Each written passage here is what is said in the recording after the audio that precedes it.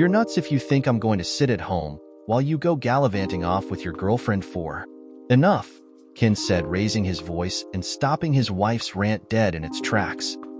I don't want to hear another word about it. Tara is not my girlfriend. Where in the hell are you coming up with this crap? We're going out there to play golf, not screw around. Jen saw his face turning red with anger. You went away for a weekend and wouldn't tell me where you were going, what you'd be doing, or who you were doing it with. I had to deal with it then, so you can deal with this now. That was different. You said I could go. You didn't give me much choice, did you? If you remember, when I asked if you'd still go if I said no, you weren't sure if you would or wouldn't. You said you would be terribly disappointed with my lack of trust in you. Well, how the hell do you think I feel? I have never so much as looked at another woman. I have no idea where all this mistrust is coming from, but it better stop. And I mean right now, or we're going to have some very rough times ahead of us. With that, Ken left his stunned wife to go shower and change clothes.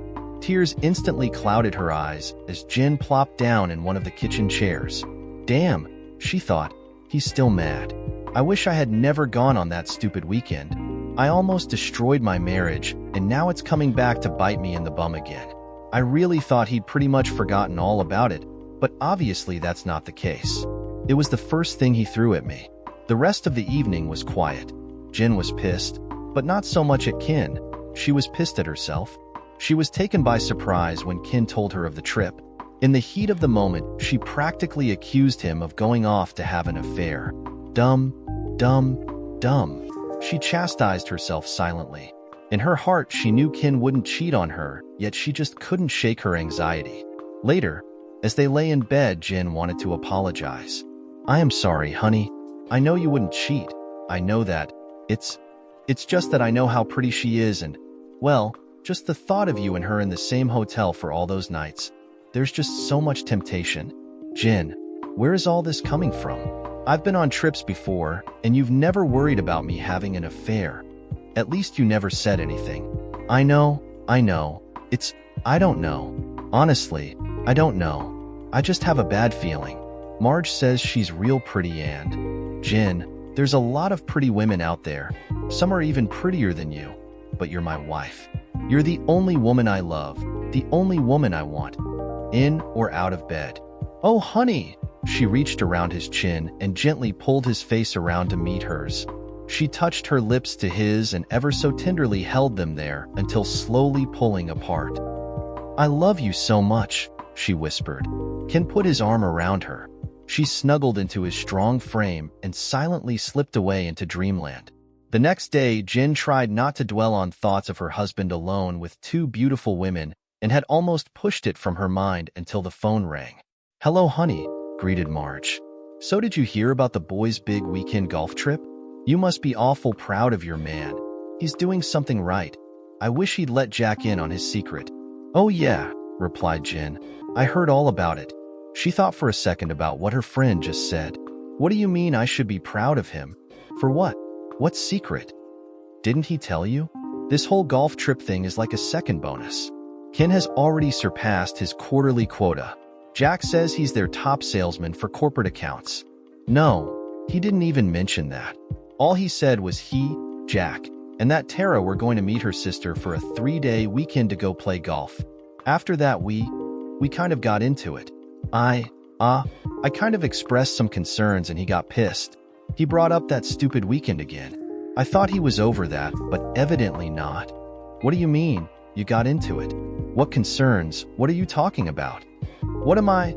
Marge, your husband and my husband are going to spend a long weekend in a luxury hotel with two beautiful women. That doesn't concern you. Well, when you put it like that, Marge said with a chuckle in her voice. No, I'm not concerned. Not at all. I swear, Jen. You've been paranoid ever since you went on that crazy trip. First Ken thinks you were cheating, and now you think he's cheating. What the hell is going on with you two? I don't know, Marge. You're right. I am paranoid. I can't help it. I'm worried sick. I think Ken still has his doubts about me sleeping with another man on that trip, and I'm afraid he might do something stupid out of revenge. Please listen to yourself, Jen. Stop. Ken's not like that. He's not about to do anything stupid with anyone. You know better than that. I know you do. He didn't plan this, you know. It was given to him. It was Jack's idea to call Tara, then Smitty said he couldn't go. That's when Tara asked if her sister could join them. It's not like Ken had any of this prearranged. The whole thing was put together on the spur of the moment. You should be proud of him, not accusing him. Jen sat while silently pondering her friend's words. She knew she was being irrational, but she just couldn't ignore the bad feeling in her gut. Listen, Marge continued. Why don't we go out to a movie Saturday night? It'll take your mind off things for a while. Thanks, Marge. That's a great idea. Call me in the afternoon and we'll figure out what to see. As they said their goodbyes, Jen was determined to stop all her foolishness, take her friend's advice, and treat her man with the love and respect he deserved. When Ken walked in that night, Jen had a candlelight dinner waiting for him.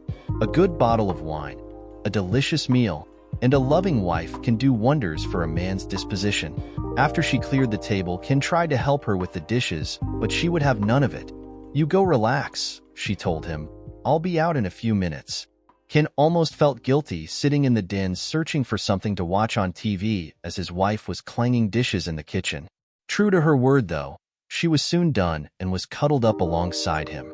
He put his arm around her and pulled her tighter into his side.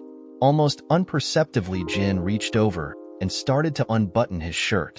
She had the first 3 undone before he even realized what was going on. What are you doing? He asked as if he didn't know. Well, I'm not going to see you all weekend, she responded in her sexiest voice. I'm going to need a little something to hold me over. Ah, little something. Is that a dig? He joked. Ken, she said, faking anger and punching him in the arm. You know better than that. Well, my little something is getting bigger just thinking about it. Oh, she cooed. You're not kidding. What do you say we go upstairs and put your big something to good use? Ken hit the off button on the TV remote, took his wife by the hand, and led the way. The next morning, Jen got up extra early and had toast and fresh coffee waiting as Ken prepared for his trip. All packed? She asked, escorting him to the door. Yup, I've got everything I need. I'll be back late Sunday night. I think our plane gets into O'Hare around 8:30. By the time I get my bags and get out of there, it'll probably be almost 10 by the time I get home. She forced a smile.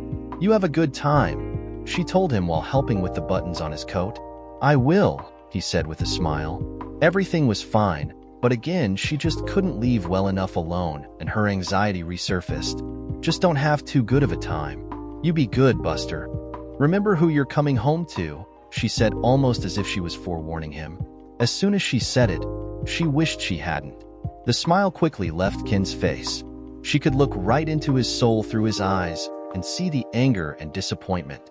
His goodbye kiss didn't exactly inspire passion. He walked out the door without saying another word, and she watched nervously as Ken put his luggage and clubs into the back of his car. Jen could see daylight breaking over the horizon as he took off heading for the airport. Hey, there he is, Ken heard a familiar female voice say as he approached the departure gate. The hero of the hour. Ken looked over and saw Tara already sitting next to Jack. She jumped up and gave him a friendly kiss on the cheek. I'm so excited. I've never been to Hilton Head before. Have you? Never, responded Ken. I was there once, volunteered Jack, but that was many years ago. The three sat and talked until they were called to board. Since the plane was only half full, they were all able to sit together. Tara got dibs on the window seat. About midway through the flight, Tara remembered something she wanted to ask her 2 friends. Hey guys, you know where I can get a good deal on a new cell phone? Jack and Ken looked at one another and laughed. Ken looked back at Tara. You're kidding, right? You do know we both work in telecommunications, right? What's wrong with the phone you've got? The damn disconnect button keeps sticking on me. The other day I tried calling a girlfriend of mine. When her phone went to voicemail, I tried to hang up, but the frickin' thing wouldn't work. I kept hitting the stupid button, but it wouldn't disconnect. The voicemail just kept going on and on. I finally just stuck the damn thing back in my purse. I have no idea how long it stayed connected. It's happened 3 or 4 more times since then too. Well, don't worry. When we get back to Chicago, we'll set you up with new phone at a fraction of what it would cost you in a store, Ken told her. Tara smiled. Thanks, guys. I knew I could count on you. The rest of the flight was filled with small talk, mostly about golf. When they landed, Ken went over, got the rental car that was reserved by his employer, picked Tara and Jack up at arrivals, and was soon headed toward their hotel.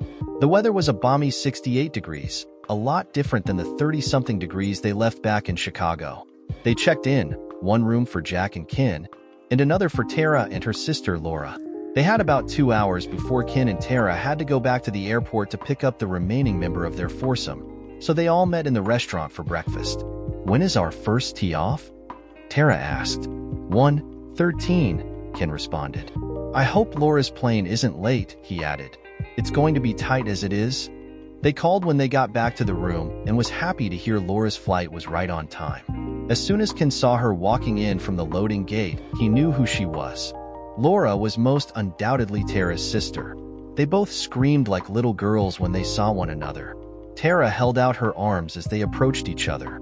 As her sister got closer, Laura dropped her overnight bag at her feet in preparation for their embrace. Such a display of sisterly love had collected several chuckling onlookers. After finally breaking their clinch, Tara turned to see Kin standing behind her. "Laura, this is Kin, the guy I was telling you about." "Kin, this is my sister, Laura. I'm not sure what she told you," he said with an easy smile and an outstretched hand, "but don't believe a word of it." "Oh, so you're not Tiger Woods, Arnold Palmer, and Jack Nicklaus all rolled into one," she said, smiling back. "Not hardly," he chuckled. "Well, it's good to meet you anyway, Kin. This is the only luggage I have, but we'll have to go to baggage claim to get my clubs." When Laura pointed out her golf bag sliding down the carousel, Kin grabbed them, hoisted her clubs over his shoulder, and they were off for 3 days of frolicking on lush, green fairways. "I told you he was good," Tara told her sister as they all sat down to order a beer and count up the scores. "Yeah, you weren't kidding. What did you shoot, Kin?" "Ah, an 84, he said modestly. "You didn't do too bad yourself. You shot a 93, not bad at all." "Tara, you and Jack tied with a 91. "Laura, you shoot a lot like your sister." "That figures," interjected Tara. "We both learned from the same guy." "I thought you learned from your ex?" Jack inquired. "I did. We both did," responded Tara. "Now wait a minute. I know Tony's a pretty good teacher, but he's not worth flying from Atlanta to Chicago for a lesson." The two ladies chuckled. "No, I lived in Chicago my whole life," Laura said. "Until last year we lived only a few blocks from each other. The next best thing to having a professional golfer as a husband is having him as a brother-in-law, free lessons. Until..." She stopped in mid-sentence, realizing that they were talking about her sister's ex-husband. She remembered the pain Tara had gone through during the divorce. "Oh, I'm sorry," she said, reaching over and taking her sister's hand. "I didn't mean..." "It's okay," interrupted Tara. "I've learned to live without him." She looked at Jack and Kin. "Since the divorce, I pretty much forbid anyone from talking about him when I was around. You see, as our relationship slowly sunk in the West, he had a new one springing up in the East. I got sick one day at work and went home early. I walked right in on them. Damn, what a shock." "What did you do?" Jack asked. "I divorced him, silly." "Well, yeah, but I mean..." Kin saw that Jack was about to put his foot in his mouth and headed him off. "Damn, that had to be rough, Tara." She just shrugged her shoulders. "It was. I was infatuated when I first met him. He was exciting and so full of piss and vinegar. He was going to join the tour and go head-to-head with the greats. Unfortunately, after 3 tries he couldn't get past Q School. It really took it out of him when he finally accepted the teaching position at 7 Winds. He seemed to lose interest in everything, including me." "I'm sorry," Kin sympathized again. "Me too," echoed Jack. "Well, it was a long time ago." It was obvious Tara didn't want to talk anymore about her divorce, so Kin directed the conversation back to Laura. "So what made you move to Atlanta?" "I work for Guys and Dolls, clothing chain. I was a store manager for our downtown Chicago store out there. Last year, I got an offer to work as a regional manager. The only hitch was that I'd be headquartered in Atlanta."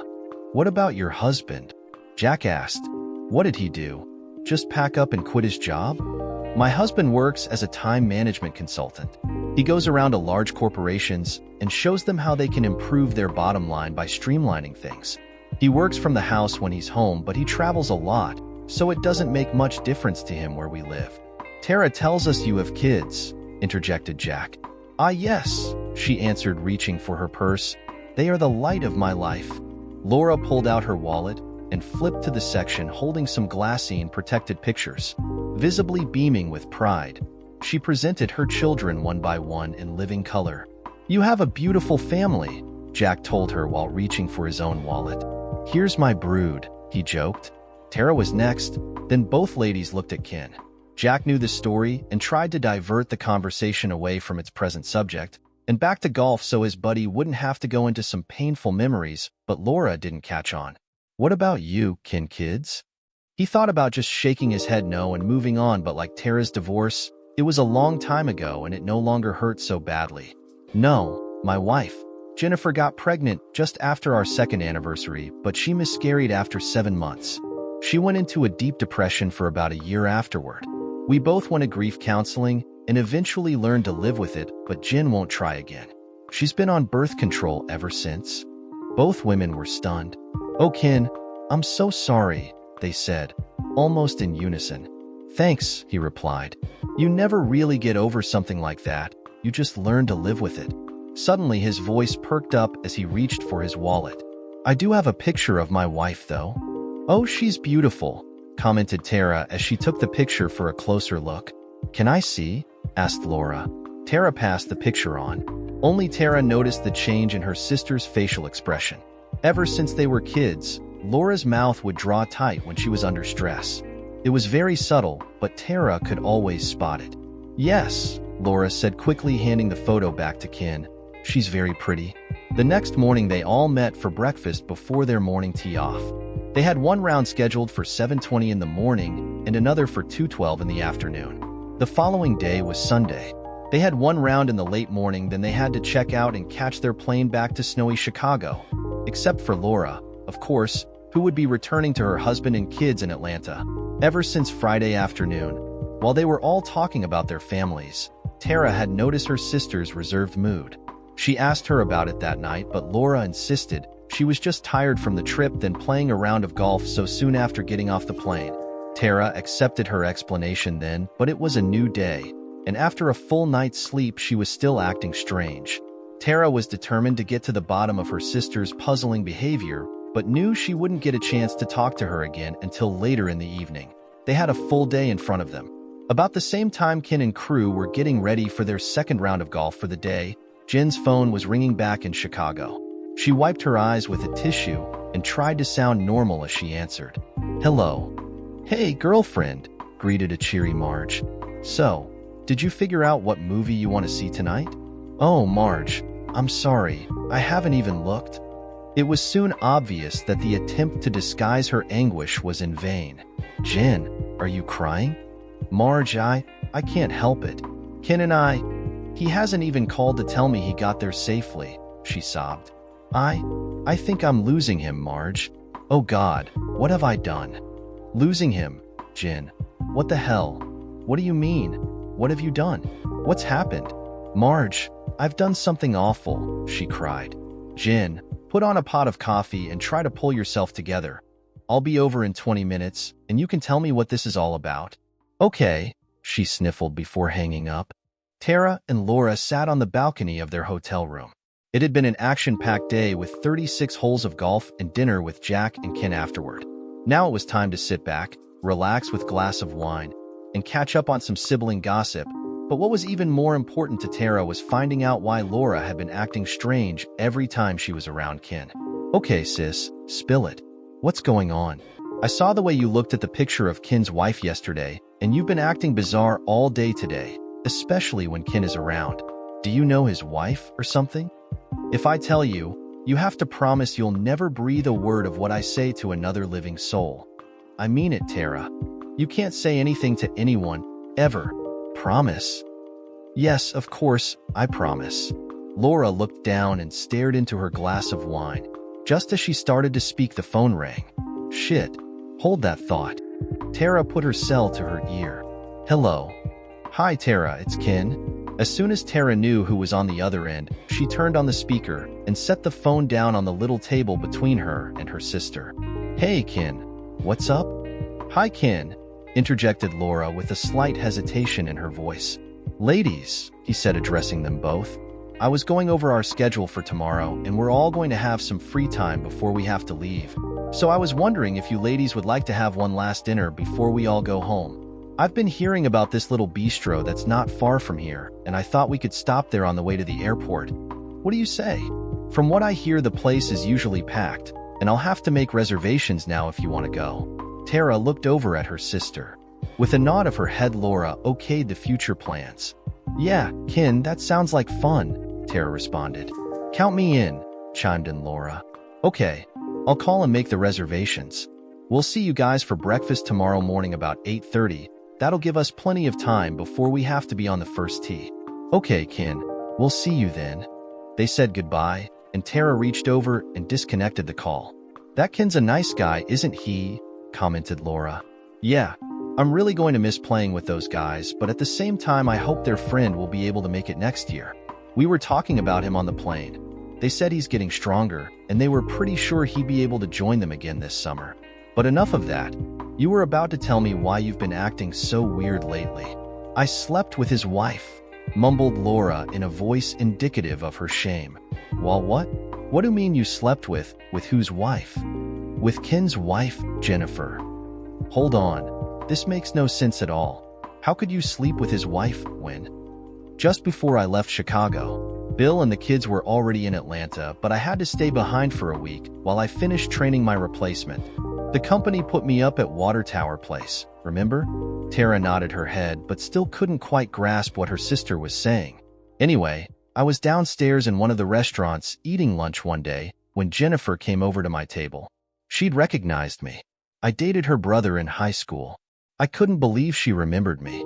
I recalled Jerry having a sister, but I sure couldn't have told you what she looked like. I asked how Jerry was doing and we got talking, so I asked her to have a seat. She told me how much she admired me back then. She said she thought I was the most beautiful girl she'd ever seen. Hell, imagine how flattered I was.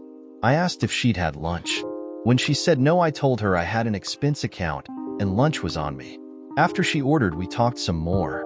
Laura, that doesn't explain how you could. Tara, remember how mixed up I was in high school? For a while, I thought I was a lesbian, but I also liked boys. So then I thought I could go either way. I really liked Jerry. He was tall and good-looking. He had an easy way about him, and a confidence you just didn't find in 18-year-old guys. We did everything together for about 6 months. Then someone told him I was a lesbian. He confronted me about it, and when I admitted to sleeping with a couple girls at school, he got pissed and dumped me, saying he wasn't going to date a lesbo. It broke my heart at the time. You know, I think I remember that now, although I'm not sure I knew why he dumped you, but I do remember how crushed you were. Yeah, she said with a trace of lingering emotion. It made me drop boys altogether for a while. That didn't last long though, and after dating a couple more guys, I decided I liked them better than girls. By the time I met Bill, I had no desire to ever sleep with another woman, and that's the way it's been until I ran into Jennifer. Laura took a sip of wine and paused for a moment, looking out into the darkness before continuing. She told me she was jealous of her brother the whole time we were dating. When Jerry told her why he dropped me, she admitted to developing this fantasy about us being lovers. She told me she would lay in bed and dream of her and me kissing. She didn't come out and say it, but the way she was talking, I know she pleased herself at the thought of us together. Of course, she had never actually slept with a woman and really had no desire to. It was just me. Her fantasy was just about her and me. Tara couldn't remember the last time she was so angry with her sister. Laura, I can't tell you how disappointed I am. Not only did you take advantage of Kin's wife, but you cheated on Bill. Did you forget how devastated I was when I caught Tony? Hell, Laura, you were the one that held my hand through it all. How could you? I know. I'm not proud of it, believe me. I don't know. I started to remember what it was like to make love to a woman, and something inside me just snapped. I don't know what came over me, but I got turned on something fierce while listening to her talk. I hadn't had a lesbian thought since high school, but suddenly all my emotion changed while she was talking to me. Laura was getting emotional. Tears fell freely down her cheeks. I thought, just one more time. What the hell? The situation was perfect. My family was 700 miles away. No one would ever know. Did you know she was married? Laura slowly nodded her head. Yeah, I looked and saw her rings, but damn, Laura, I can't believe this. I know, managed Laura between sobs. Hold on, Tara told her. She stood, opened the glass sliding door to their room, and reached in to grab her purse from the desk. Here, she said, handing Laura a tissue. Thanks. Laura wiped more tears from her face. So who actually initiated your little tryst? You or her? I did. I think she was shocked by my proposal, at least at first. I told her I was only going to be in town until that Sunday. Then I'd be gone and she'd never see or hear from me again. I told her it was her one and only chance to actually realize her fantasy. She was terrified her husband would find out, but I told her that was impossible. All she had to do was come up with a good explanation, some reason for having to go away for a couple days, something he'd believe, a sick friend or something like that. If she could come up with a convincing excuse, there was no way he'd ever find out. It'd be a one-time deal, no hang-ups, no emotional ties, no nothing. I'd be gone, and she would have lived her childhood fantasy. I could see she was actually considering it, so I asked for her phone number and told her to go home and think about it. I said I'd call her the next day. I knew I had her as soon as she gave me the number. Just then both women were taken by surprise. Bitch. At first neither knew from where the angry voice came. Oh my God, screamed Tara as she abruptly remembered that her phone didn't always disconnect when she hit the button. Ken, is that you? Ken. She looked into the terrified face of her sister. Ken? You mean he heard us? He heard everything I said? I think so, Tara replied. Oh my God. Tara, what'll I do? Oh God, I'm so sorry. Unknown to anyone at Hilton Head, a little earlier in the day, Jen had confessed the entire story to Marge. She had become so emotional while explaining everything that Marge didn't want to leave her home alone. Going to the movies as they had previously planned was definitely out of the question, so Marge convinced her friend to go home with her. After dinner, the kids migrated to the living room to watch TV, which gave Marge and Jen a chance to sit in the kitchen with a cup of coffee and talk. Jen was still pouring her heart out when Marge's cell rang. Oh, it's Jack. Hold on a minute, Jen, she said, connecting the call. Hello, honey. Marge's face quickly contorted from a big smile to an expression of shock as her husband spoke on the other end. What? Why? Oh my God, no. Seeing the stress in her friend's face, Jen was going to excuse herself so as not to listen in on a private conversation, but Marge motioned for her to sit back down. She wondered what was going on while Marge listened to her husband with a worried look. Well, couldn't you calm him down? How did he? Yes, I'm afraid it's true. No, I didn't know anything about it until this morning. Suddenly it was Jen who had the worried look on her face. What happened? She blurted out. Marge looked like she had just lost her best friend. She covered the phone for a second. I'm afraid it's bad news, honey. Hold on while I find out as much as I can. She put the phone back to her ear and listened to her husband on the other end. Oh shit. No, I didn't just swear in front of the kids. They're in the living room. She's here. Well, she was worried that Ken was going to cheat on her this weekend. No, I think it was her own guilt talking. Ever since she got back from her mysterious weekend that time, she's been a little paranoid. You guys going on this trip kind of brought it to a head. When I asked her why she was so jealous of Tara, she admitted everything. She was so upset I had her come home with me. Jen didn't need to hear what Jack was saying to know the unthinkable had happened. Somehow Ken knew, but that can't be right. How could he have found out? Well, can't you stop him? Talk to him. Get him to... She looked over at Jen and slowly shook her head. All right, honey. Okay.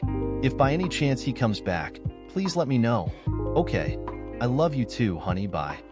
Marge looked at her friend sitting across the table. Jen looked terrified, like her whole world just ended. Tracks of tears were already staining her cheeks, but she still held on to a sliver of hope. Hope that somehow she misinterpreted the one-sided conversation. After all, Ken was hundreds of miles away. How could he have possibly discovered her secret from there? Just as Jen had completed that final thought, her friend destroyed her last shred of optimism. I guess you figured out what that was all about, Ken knows, Marge said in a soft, pitying voice. Jen broke down in tears. It was beyond comprehension. How could it be true? How did he find out? She cried. I don't know, honey. Jack said he came bursting into their room ranting about you cheating on him. He said he never saw Ken so mad before. He tried to calm him down and find out what was going on, but he said Ken was way beyond talking to. He threw his clothes in his bag, asked Jack to take care of his clubs, and took off. Took off? Where? I'm not sure, but I would guess he's coming home. At least that's what Jack thinks. Home? He's coming home tonight? I would imagine, if he can. His ticket was for tomorrow, so Jack didn't know if he'd be able to get a return flight tonight or not. With any luck, he'll have to go back to the hotel, and Jack will have a chance to talk to him before you two see each other. Jen was now visibly trembling. This has to be a mistake, she sobbed. How could he possibly know? Honey, I don't know, but I don't think it's a mistake. Jack told me Ken said he knew what you did on that weekend last year. No, she cried, shaking her head in disbelief. What'll I do, Marge? Should I go home? Honey, I wish I knew what to tell you. You don't think he'd physically hurt you, do you? No, he wouldn't hurt me like that, no matter how angry he was. But I don't think I can face him. Jen, you're going to have to sooner or later. It might as well be sooner. With tears still dripping down her face, Jen just stared into space without saying a word. She was finding it hard to breathe, and her heart felt like it would burst. In her mind, she was already wondering how she would survive in the cold, dark world without Ken to love and protect her. Jen, listen. If he does make it back tonight, maybe he'll at least cool off in the plane. Maybe he'll sit and listen to you. You can tell him what you told me. Tell him how sorry you are. The initial shock was starting to wear off. Jen was thinking more clearly. I don't think he's going to listen to me, Marge. Not yet anyway. Even if he did, what would I say? Yes, I cheated on you, but it was only with a woman, not a man. What difference does it make? None. Not as far as Ken is concerned. Absolutely none. The fact is I asked for his trust. No, I demanded his trust, and then I broke it. Marge, I think I've lost him, the most important person in my life, and I lost him. Tears, once again, welled up in Jen's eyes. Marge walked over and rubbed her friend's back, trying to soothe her emotions. Honey, you don't know that. Ken's an intelligent, reasonable man, and he loves you dearly. Don't give up hope. Jen silently sat, looking like a forlorn, lost soul. I'm going to call Mrs. Murphy from next door and see if she can babysit tonight, Marge said, reaching for the phone. A couple minutes later, everything was all set. Mrs. Murphy, a woman in her early 60s, lived alone and was usually available to babysit Marge's kids. She was coming over and would spend the night if necessary. Neither Jen nor Marge spoke a word all the back to the house. Jen stared out her window and felt like she was being driven to her execution. Ken was, indeed, able to exchange his ticket and was already on his way back to O'Hare. He sat in an aisle seat looking almost comatose as those surrounding him went about their business, completely unaware of the tortured soul among them. He rested his elbow on the arm of his seat and lowered his forehead into his hand. There must have been over 100 people sitting nearby, yet never could he remember feeling more alone. He was confused and hurt, angry and humiliated. He felt inadequate, like a loser. He closed his eyes and drifted back in time, remembering the encounter he had with his wife that past spring. Trust her, he said silently to himself. Huh, what a joke. I didn't sleep with another man, she said. Stupid, stupid, stupid. It never occurred to me to ask if she slept with a woman. She knew damn well I'd never think of her doing anything like that. Oh yes, she's so damn clever. Unconsciously, he took a ragged, deep breath and let it out with a small sigh. How could she cheat me like that? Cheat us like that? Cheating is cheating, fantasy or no fantasy, man or woman. She knew damn well what she was doing and did it anyway. He felt a tear break free and start to trickle down his cheek. Quickly, he rubbed it away with his finger and looked around to see if anyone noticed. It was the first time since overhearing Laura and Tara that he had felt anything but anger and rage. Once he was aware of the pain and sadness, it quickly overtook him. He was starting to feel nauseous and he could feel his heart pounding. Suddenly, he sprung from his seat and hurried to find an empty lavatory. Ken was no stranger to emotional pain. His mother died when he was just 15, but this was different. Not only had the woman he loved cheated him, not only had she broken their wedding vows, but she mocked and undermined his trust. She belittled him with her shrewd little, "Do you trust me?" ploy. Were these the actions of someone who truly loved him, or was his whole marriage nothing but a sham? Ken splashed some water in his face and dried himself with a paper towel. Time had stood still, and he had no idea how long he'd been in there. All he knew was that his marriage was most likely over. He loved Jennifer with all his heart, but love was a two-way street, and he didn't see how she could love him and still do what she did. Jennifer and Marge were sitting in the kitchen when they heard him at the front door. The look on Jen's face was one of total fear, like she had just seen the guns of a firing squad pointing directly at her. "Let me talk to him," volunteered Marge. "He'll listen to me." Jen slowly shook her head. "No, this is my mess. I have to face him." Her face scrunched up and tears streamed down her cheeks again. "Oh, God, Marge, what am I going to do?" Marge ran to her, knelt down and put her arms around her. "Please, honey, let me talk to him. Maybe." When Marge stopped talking, Jen looked up and saw Ken standing in the doorway. It was clear she knew that he had found out about her little affair. Jack, he thought, of course, I should have guessed. Jack had stolen his thunder, but that was okay. Most of his anger had morphed into pain, and he was in no mood for a confrontation just then anyway. No one said a word. They just looked at each other for what seemed like an eternity, but in reality was just a few seconds. Ken turned and left for his favorite easy chair. There he sat staring down at the floor. There was so much he was going to say, so many accusations he was going to bombard her with, but now it all seemed so hopeless. What's the use, he told himself. It's over. He caught a glimpse of his soon-to-be ex-wife out of the corner of his eye. She was standing there, just watching. I'm so sorry, she finally said, almost in a whisper. I have no excuses. It was selfish, terribly selfish of me.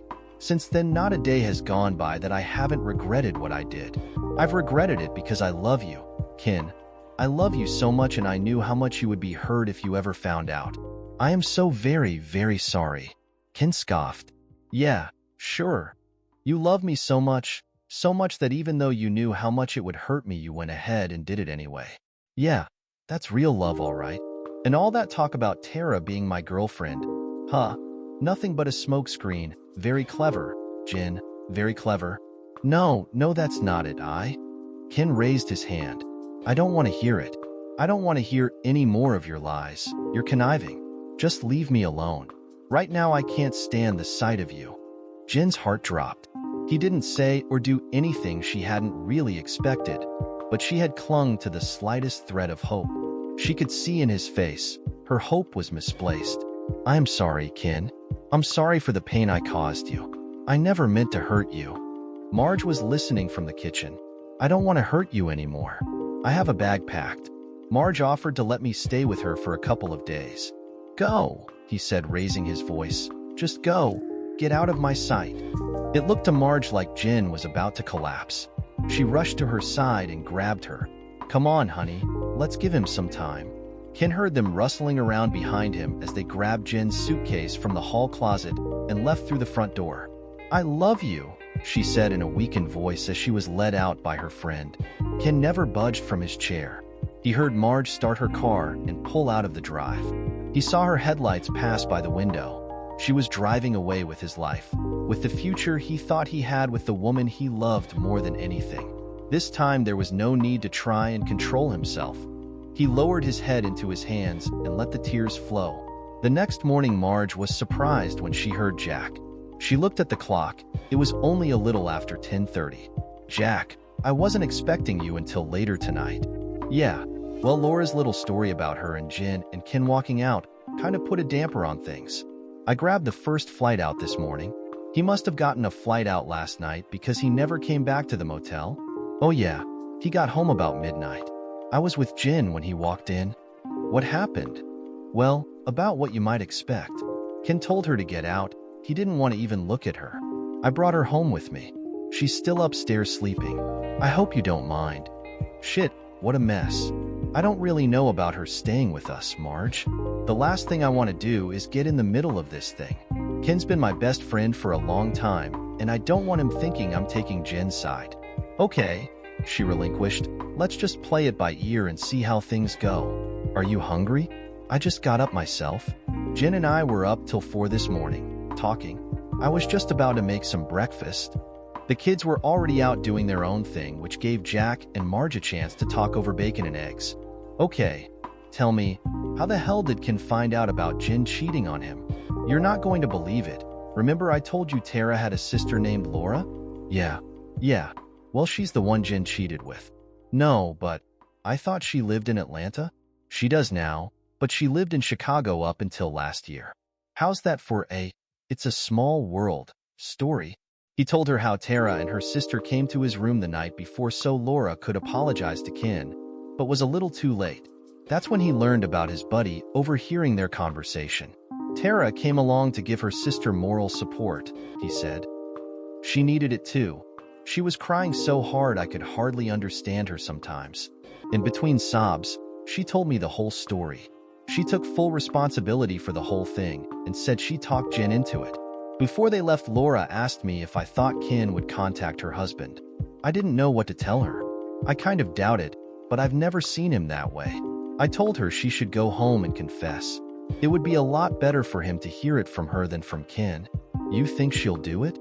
I don't know. She has a lot to lose. The ones I feel sorry for are the kids. They have 3, and they're all cute as a button. Jack sadly shook his head and took a sip of coffee. I'll tell you one thing. I don't think Jen has to worry about us playing golf with Tara anymore. She was so embarrassed she wouldn't even fly back on the same plane as me. She could have, but she just kept the ticket she already had for later in the evening. Jack saw his wife looking up at the doorway behind him. He turned around and saw his best friend's wife standing there. How, Jack? How did Ken find out? Have a seat, Jen. Jack can explain everything while I make you something to eat, Marge told her. Worn out from lack of sleep and all the emotional trauma, she walked almost like a zombie to the table and sat in disbelief as Jack proceeded to tell her of the circumstances regarding her husband's enlightenment. I'm sorry, Jack. I really messed things up for everyone, didn't I? I won't lie to you, Jen. This affects more than just you and Laura. Even Marge and I are being pulled into this thing. Hell, I feel like a sap for sticking up for you back then. I told Ken there was no way you'd ever cheat on him. Laura could possibly lose her entire family, and in all the years I've known Ken, I've never seen him so upset and hurt. Jack, his wife admonished while throwing him a dirty look. Well, it's true, damn it, he replied angrily. Come on, honey, eat your eggs, Marge told her in a much more sympathetic voice than was her husband's. They're getting cold. After eating, Jen went back to her room where she spent most of the day and night. She just wanted to be alone. The next morning, Jack was surprised to see Ken's car as he pulled into work. He really thought Ken would take a couple days off. He had no idea what to say to his friend. Should he apologize for convincing him Jen would never cheat on him? It was almost 11 by the time he got a few minutes to visit. Ken's office door had been closed all morning. He lightly knocked, then opened the door a crack and saw his buddy standing at the window, staring out at the city. Can I come in? Sure, Ken responded without looking back. Sorry to stick you with my clubs the other day. I'll pay the extra cost. No problem. They're in my trunk. Don't let me forget to give them to you before we leave today. Jack nodded but stayed silent. I'm so sorry, my friend. I wish I had some words of wisdom or could somehow make things better, but he just let his words hang in the air. Yeah, I know. Unfortunately, there's nothing you or anyone else can do, Jack. I appreciate the thought, though. Is she still at your place? Yeah. Is that a problem for you?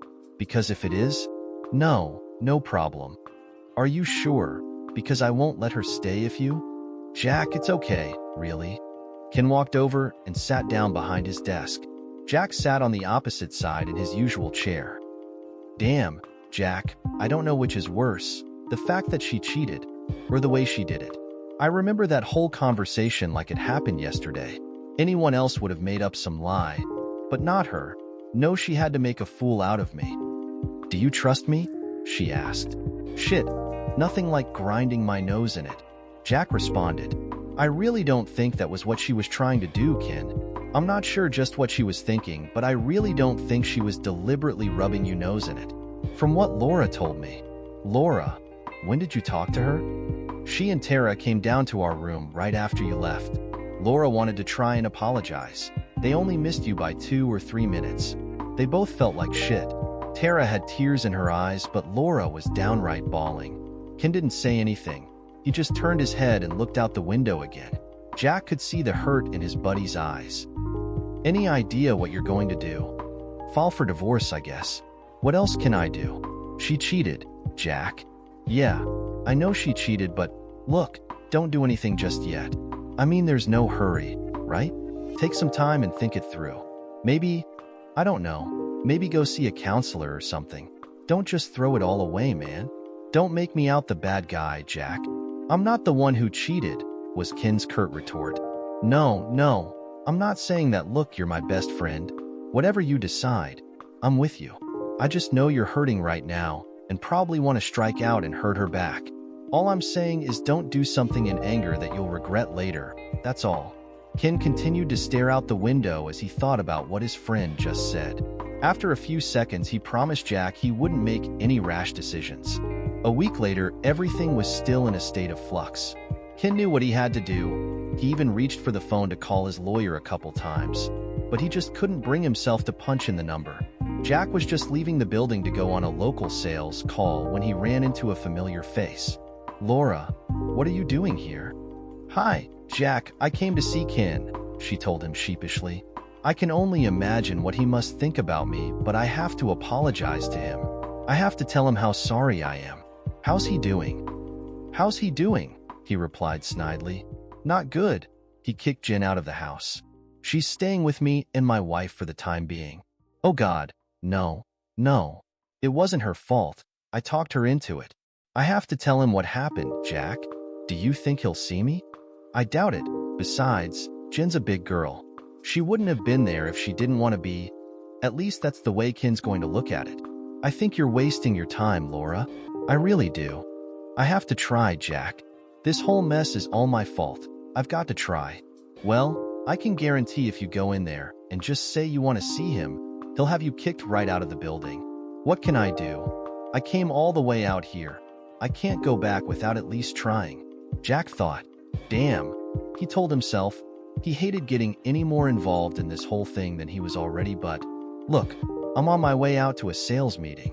I should be back about 2. There's a little place called Plato's Place on Devon, 1 street over and about 3 blocks to your right. Wait for me there. I'll stop in after my meeting, and I'll see if I can't pave the way for you to see Ken. Oh, Jack, thank you. You have no idea how much this means to me. I haven't been able to sleep since this whole thing blew up. It was almost 3 o'clock by the time Jack and Laura were back at the office. Hi, Betty. Jack greeted Ken's secretary in the outer office. Is he busy? No more than usual, she replied with a smile while looking at the pretty woman Jack had in tow. And who is this? Betty, this is Laura, a friend of mine and Ken's. Laura, Betty. Hi, Laura responded with an outstretched hand. Laura, why don't you have a seat out here while I go in and tell Ken you're here, Jack said as he knocked on the door. Betty didn't know what was going on, but it wasn't hard to see Jack's guest was very nervous as she sat down in one of the waiting room chairs. Ken looked up from his paperwork as he heard the door open. Hi, Jack. How'd you make out with Jenkins? Okay, I got the contract renewed. Funny thing though, I ran into someone on the way over there. Oh, who? Laura. She wants to talk to you, Ken. She's waiting outside. Jack, what the hell? What did you bring her here for? I'm not talking to her. You should know better than that, damn it. Ken, she flew all the way out here just to talk to you. I don't care if she flew under her own power, he joked derisively. She probably just wants to see if I'm going to inform her husband. Okay, I'll tell her it's no deal, but I don't think that's why she's here. She wants to tell you what happened. You've always said to make sure you have all the facts before signing a contract. Shouldn't the same apply when breaking a contract? You know, like a marriage contract? No, Jack, it was Jennifer who broke our marriage contract. Jack turned toward the door. Okay, Ken, but I think you're making a mistake. Wait a minute. Jack's words hit home. Okay, send her in. Yes, sir, responded Jack with a big smile. He walked back out and told Laura he'd see her. Thanks, Jack, she said, heading into the lion's den. The first thing she noticed was his posture. She was a businesswoman. She knew a defensive posture when she saw one, and she could tell Ken was loaded for bear. She was going to offer him a handshake, but didn't think he'd take it anyway. She stood a few feet away from his desk. Thank you for seeing me, Ken. Considering what you must think of me, I really appreciate it. Ken just leaned back in his chair without saying a word. She was hoping he'd offer her a chair to make things a little less formal, but he didn't. So she gave a small sigh and continued standing up. I know there are no words in any language to say how sorry I am for what I did to you and Jen. I don't expect you to ever forgive me, but I hope you'll forgive your wife. It wasn't her fault, Ken. When I first offered to make her fantasy a reality, she flat out said no. But I wasn't about to take no for an answer. I played on her vulnerability. I reminded her of how she felt when she first started to think of us together. I told her it was a once-in-a-lifetime opportunity. She was terrified that somehow you'd find out, but I convinced her that would never happen. I also convinced her it wasn't really cheating. I told her cheating is when a woman screws another man. Laura could feel her legs getting wobbly from tension and asked if she could sit down. Still, without saying a word yet, Ken pointed to one of the chairs opposite his desk. She sat down and pulled a hanky from her purse to wipe her eyes, then continued. Ken, I know you heard me taking to Tara. I probably made it sound like it was easy to seduce your wife, but I wasn't about to tell my sister how hard I actually had to work at it. That day at Water Tower Place, I talked until I was blue in the face. I thought sure I had her convinced by the time she left, but the next day when I called, she said no and I talked for another hour until she finally gave in. Ken finally spoke. Why the whole weekend? Why not just a night? I talked her into that too, I thought. Since she'd never been with a woman before, I'd have to take it slow, take my time to get her comfortable, then show her how to make love to me. One night just wouldn't be enough. Laura, my wife isn't some ditz that can be persuaded to do something she doesn't want to do. I don't care how good a saleswoman you are. You're right, Ken, and if it hadn't been for her fantasy, I wouldn't have been able to convince her at all. But I kept reminding her of how good she felt when she would lay in bed and pleased while thinking of her and me together. I told her she would always wonder what it would be like. It would haunt her the rest of her days if she didn't grab this one and only opportunity. Laura's tears were now streaming down her cheeks. I'm sorry, Ken. You're a great guy, and you didn't deserve this. Neither did Jen. None of this would have happened if she hadn't seen me that day at the restaurant. Please don't punish her for 1 weak moment. Please? Ken sat staring at the sobbing woman and showing no sign of feeling sorry for her. I'll think about it, he stated flatly. Laura nodded her head. I guess that's all I can ask. I never wanted to hurt her. Or you. I'm so sorry, she said, standing. I hope you can find it in your heart to forgive her, Ken. She's a good person, and she loves you dearly. She made a mistake. We all do now and then. She didn't go out looking for an affair or succumb to some guy. She fell into my trap. Please give her another chance. Laura was grateful she got the opportunity to say what she wanted and turned to head for the door. Aren't you going to ask if I'll look up your husband and tell him what happened? Ken called out. She turned around to face him. Somehow, Ken, you just don't strike me as the kind of guy to do that. If I was a man, yes. If I was a man, I'm sure they'd be taking me out of here on stretcher about now, but I don't see you as trying to destroy my family to get back at me. And even if you were, it would be too late. I told my husband everything as soon as I got back. You did, he said, a little shocked. And what happened? Well, I can't say he was pleased, that's for sure. Like you, he was extremely hurt, and he's having a hard time dealing with it, but he's trying. With those parting words, Laura left for home, where she was resigned to do whatever it took to save her own marriage. Nothing really changed over the next couple of days except that Laura had given Ken even more to think about. At Jack's house, things were still strained. Jennifer was still getting cold vibes from her husband's best friend, so she stayed in her room most of the time. Just a few days after Laura had paid Ken a visit, Jack was on his way to the kitchen for breakfast when he heard a terrible noise from the downstairs washroom. He walked over and stood with his ear close to the door. It sounded like someone vomiting. He gently knocked. "Who's in there? Are you all right?" he asked. "Leave her alone, Jack." He turned his head to see his wife standing there. "Is that Jennifer? Is she sick?" "Yeah, she woke up sick to her stomach. It's probably from all the stress. Come on, breakfast is on the table." Jack didn't think too much of it until the next day when he heard her again. As he sat down at the breakfast table, he asked Marge if she was still sick. "If she's not better by tomorrow," he said, "she should go to the doctor. I hope it's not contagious. The last thing we need is a house full of sick people." Marge agreed. It was 2 days later when the subject came up again. The kids had already taken off for school and Jack sat having eggs and bacon with his wife. "Did Jen go to the doctor?" he asked. She has an appointment for next week." "Next week? She's been throwing up for days now. She can't get an appointment quicker than that?"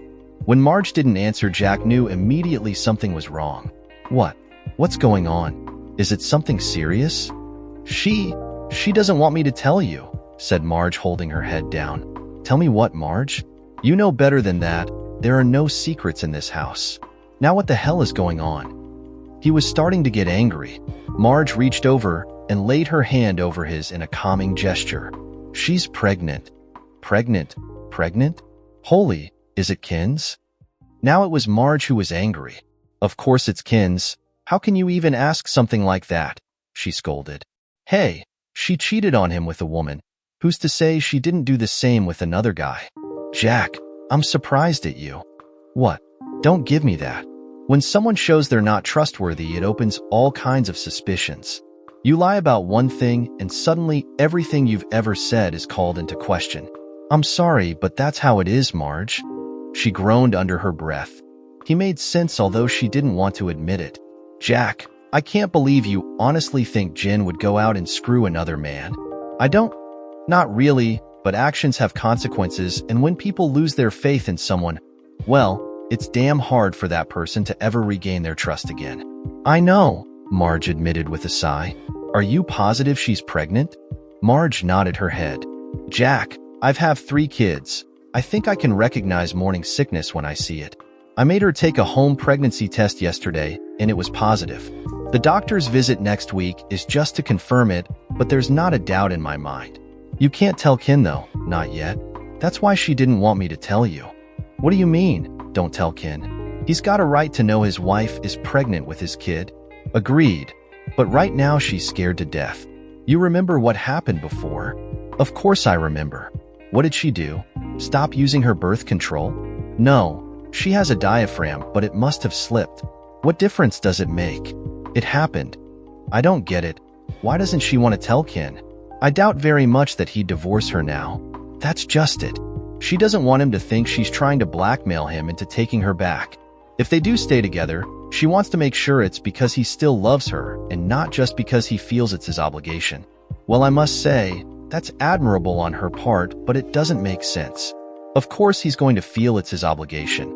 You think for 1 minute Ken would walk away from his kid? Even if he files for divorce, it wouldn't be final for 6 months. She's obviously going to be showing by then. She can't keep something like that a secret for long, and he could stop the divorce anytime." Marge thought about what he said. "You're right. I guess she's just not thinking logically right now. Well, I'm not about to keep a secret like this from Ken and piss him off any more than I have already. Besides, as angry and hurt as he is, he still loves her. She's going to need him, Marge. I think all he needs is an excuse to take her back, and this certainly qualifies." All that day things were kind of hectic in the office, for both Jack and Ken. As it got toward the end of the day, Jack asked his buddy to join him for a drink. Ken thought it was a great idea. It had been a hard day, and it would be good to unwind. He had no idea Jack had anything specific on his mind until he suggested they sit at a table instead of the bar. They gave the barmaid their order before Jack started to talk. "I have to ask you, my friend, have you come to any conclusions about what you're going to do yet?" Ken looked up and saw the waitress returning with their beers and indicated he would wait until she was gone before responding. The truth was he hadn't decided anything yet, although he didn't see how he could ever trust her again. Even so, he was still anguishing over divorcing her. Even after she'd hurt him so badly, he couldn't simply stop loving her. A sip of beer gave him a small reprieve before answering his friend's question. No, I really haven't, Jack. The other day, Laura tried to take full responsibility for everything, but she didn't put a gun to Jen's head. The fact is, Jen knew exactly what she was doing when she left for her little lesbian affair that weekend. And what still bothers me, I think even more than the act itself, is the way she did it. All that crap about trusting her. You say she wasn't trying to rub my nose in it, but I don't see any other way of looking at it. Still, well, you know me, I've never been one to just give up on anything, let alone my marriage. I don't know, maybe counseling. He took another sip of brew. Why? Is she becoming a problem? Jack was still wrestling with the information he possessed. He wanted what was best for his buddy. He just wasn't sure what that was. He knew Ken still loved her, but was taking Jennifer back really in his best interest? Still, he had to take his own advice. She'd be showing, and if Ken knew he tried to hide it from him, there'd be hell to pay. No problem, not really, but, well, yes, I guess there is a problem. Jack fiddled with the beer bottle on the table in front of him. Well, come on, Jack, out with it. She's pregnant. At first, Ken wasn't sure he heard correctly. After her miscarriage, his wife refused to even talk about trying again. The death of their unborn child had been devastating for both of them. He had given up hope of ever becoming a father. Did you say Jen was pregnant? He asked, not believing his own ears. Jack nodded. Yup, she's been vomiting in the mornings. Marge thought it was morning sickness and had her take a home pregnancy test. It showed positive. She has a doctor's appointment next week to make sure, but Marge says there's no doubt. Jack watched as his friend sat, staring down at the floor and not saying a word, almost as if he was in shock. She didn't want us to tell you, he continued.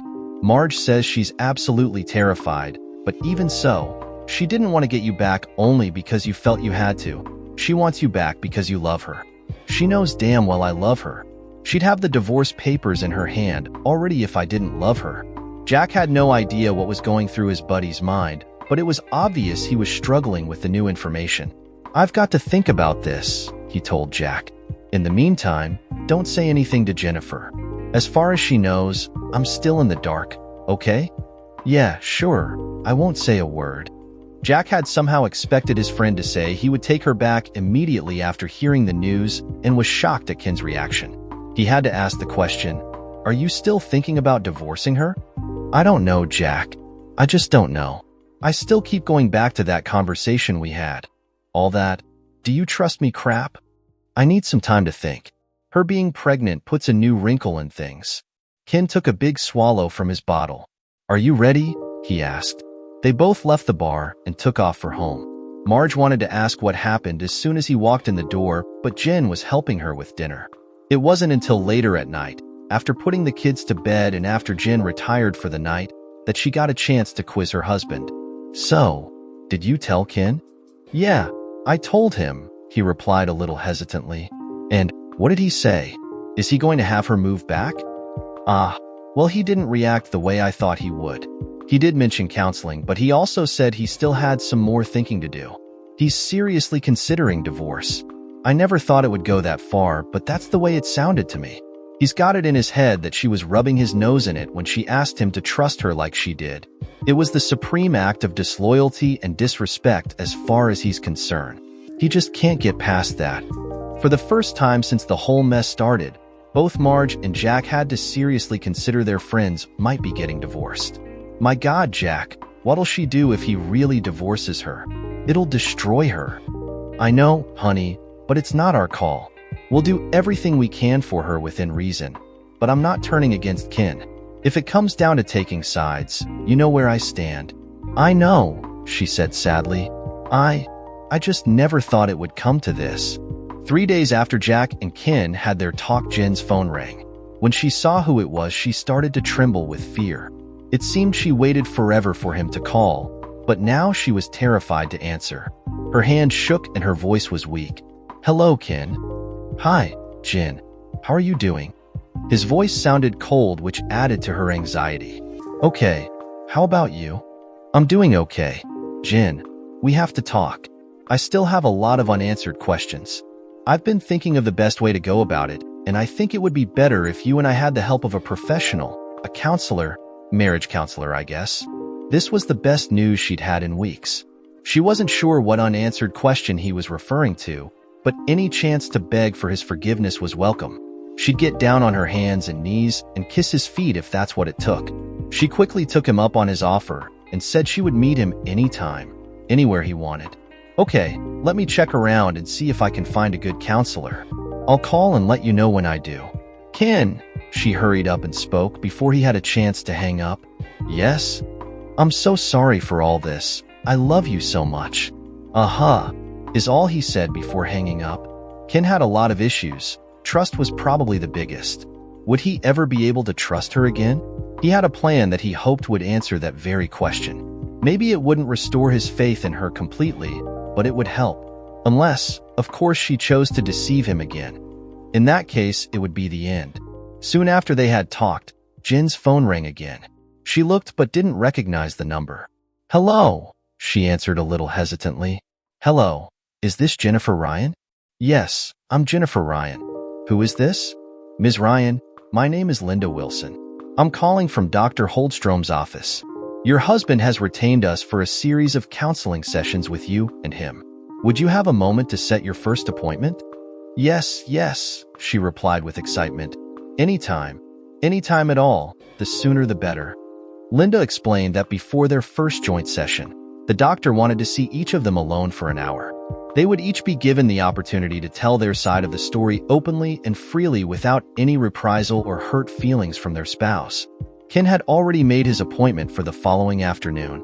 Jen agreed to the only time slot left, which was that morning.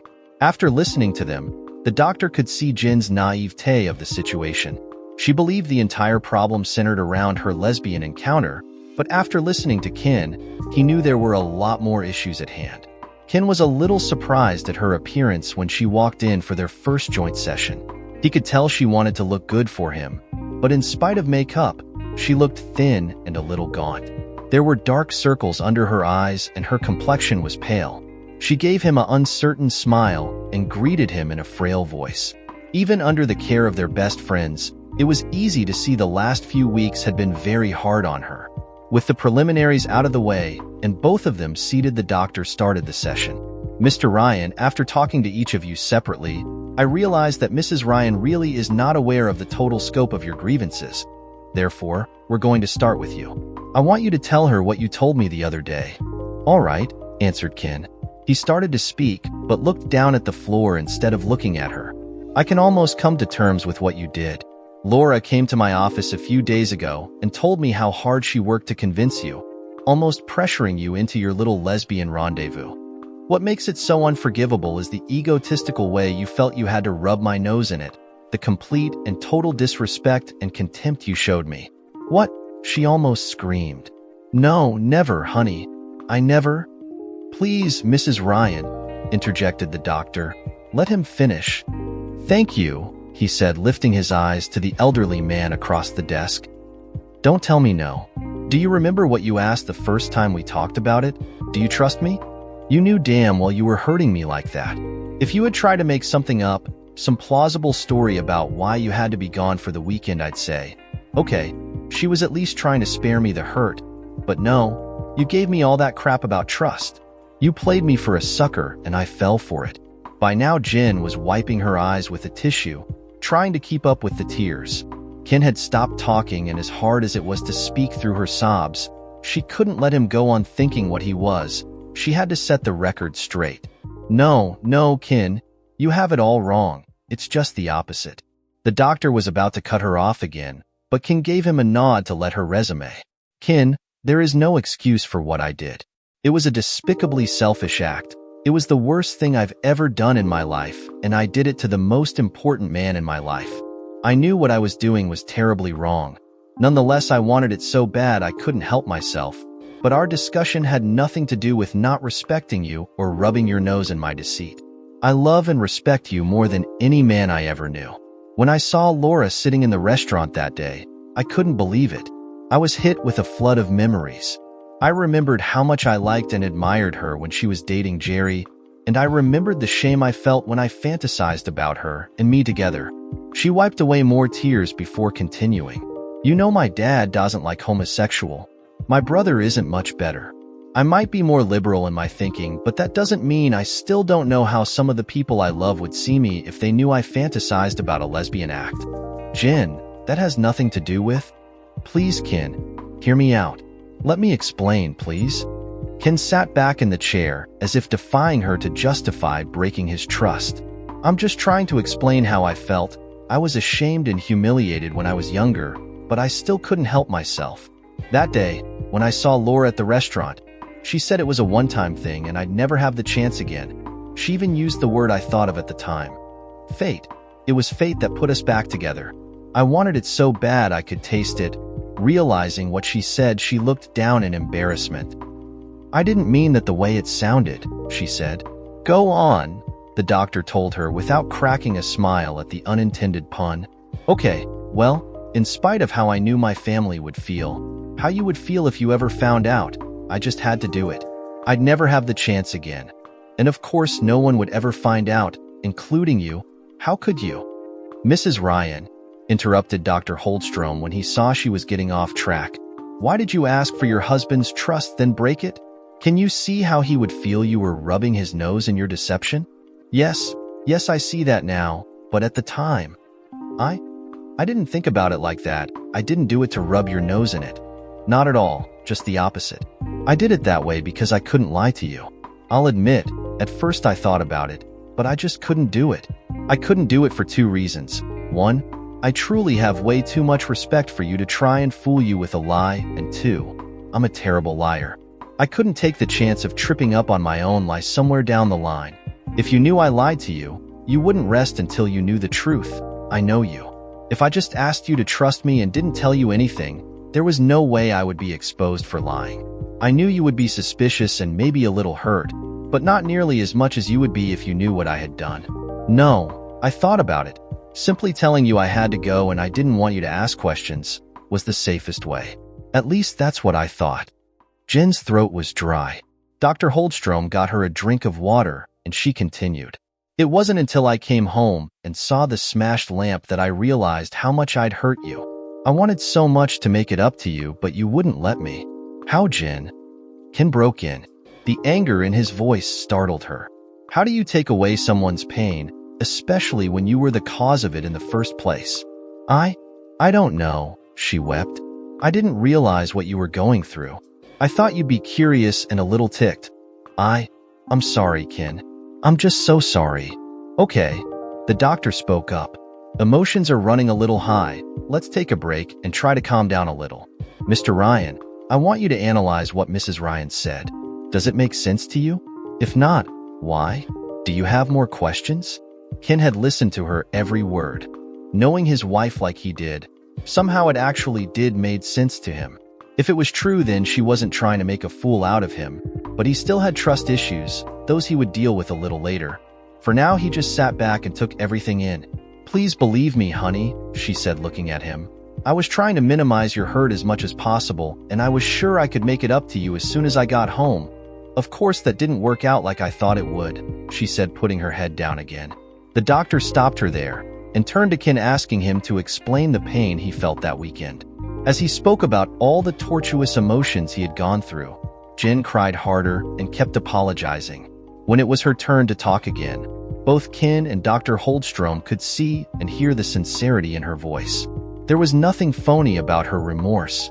That was obvious. The doctor was good at his profession. He kept them on track and gave both patients ample time to express themselves. Ken waited until the session was nearly at an end before springing his trap. Jen, at least I understand your motives better now, but even if we got back together, there is one thing that would still be missing from our lives. Kids. I know how devastated you were when our baby died. I was too. But even though the doctor said there was no reason to believe it would happen again, you won't even discuss trying again. Jen, I want children. If we stayed together, I want to try again. There it was, the moment of truth. Her reaction to his last statement would determine their future. The way he figured it, she got pregnant the last time they made love. That was not quite 5 weeks ago. A first baby is rarely on time anyway. Would she think she could fudge the timeline at the end of her pregnancy? Will she try to deceive him and agree to get pregnant, then get him into bed as quickly as possible? Or will she be honest with him? She had no idea how important her next statement would be. She was twisting the dirty tissue between her fingers. If she told him, she would always wonder if he took her back out of love or out of a feeling of duty. Well, she thought, I guess I'll never know for sure. Ken, I have something to tell you. I didn't want to say anything because I didn't want to use it as a way of getting us back together. But I'm already pregnant. Oh, Ken, she cried. I'm so scared. If I lose this one, I don't think I can take it. I can't take losing another baby. For the last hour, Ken had been sitting with his heart in his throat. To take her back, he had to be able to trust her again. Her confession was certainly a step in the right direction. Ken rose from his chair, walked over, and put his arms around the sobbing form of his wife. He still wasn't 100% sure what he was going to do yet, but he wasn't heartless either. He tried to calm her by gently rubbing her shoulder and speaking in a soft voice. Take it easy, Jen. There's no reason at all not to believe this baby will be born strong and healthy. That's true, Mrs. Ryan, interjected the doctor. A lot of women have miscarriages during their first pregnancy, then go on to have many more with no problem. I know, she said, still sobbing, but I'm scared. I'm just so scared.